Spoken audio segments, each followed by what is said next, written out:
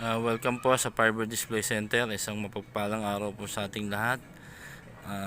Meron po tayong unit po ngayon ay pakikita sa inyo. Ito po yung ating unit na kung tawagin po natin ay Hammer. Replica lang po ito. Hindi po siya original. Replica lang po ito ng Hammer. Yan. Unahin po natin dito sa gulong.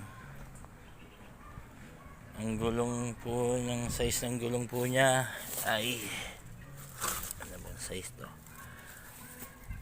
Dito tayo sa likod, mas malinaw. Ayan po, ang gulong niya is 35 by 12.50 R20. Bali size 20 po yung mag wheels niya. Di 20 po yung mag wheels. Then ang gulong niya is size 35. Kaya malaki po yung gulong niya. Ang makina po nakakabit dito ay Toyota L Turbo na 4x4 2L diesel engine po yan. Then naka power steering po ito. Then yung mga bintana po ng door niya is naka mechanical lang po, hindi po siya naka power window. Ang ginamit po na front nito is yan po, suspension type na naka 4x4 po yan.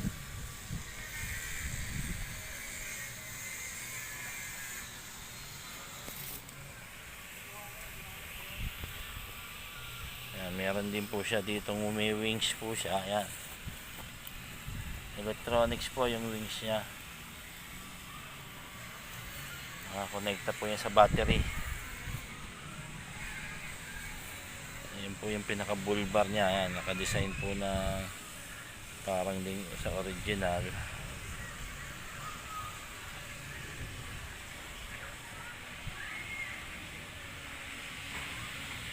Maya po, tingnan natin sa loob. Meron na rin po siya dito nakadesign na exhaust dito po sa side. Ayan.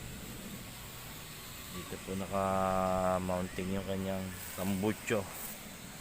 Nakataas po yan dito sa side ni naka-mounting.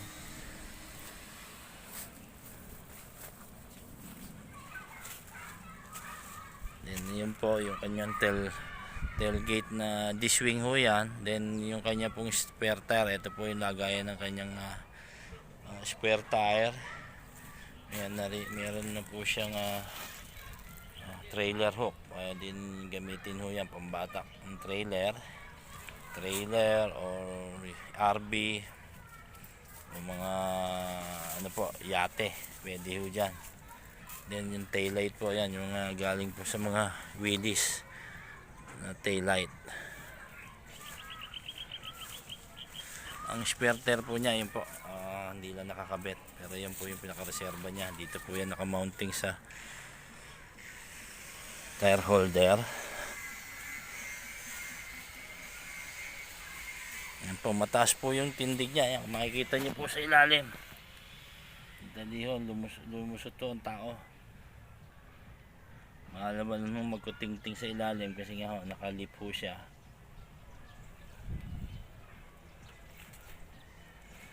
Then ito pong pinaka barandilya niya o yung pinaka ano niya is, ang frame mo is steel, pero ito pong pinaka ano niya is made of wood.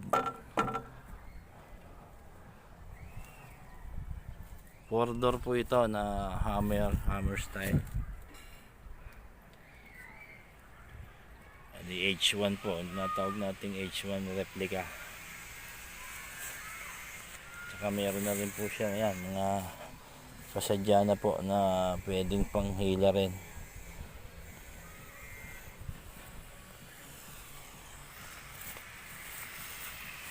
Yan po yung ating Hammer diesel engine na 4x4 po siya.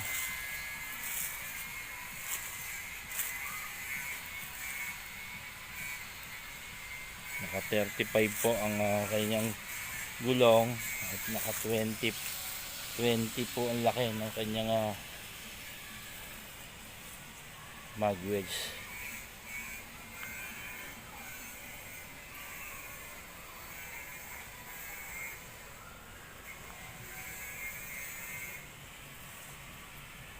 Yan po yung ating hammer type. Ngayon po tingnan na natin dito sa loob. Lipin po natin yung interior sa loob.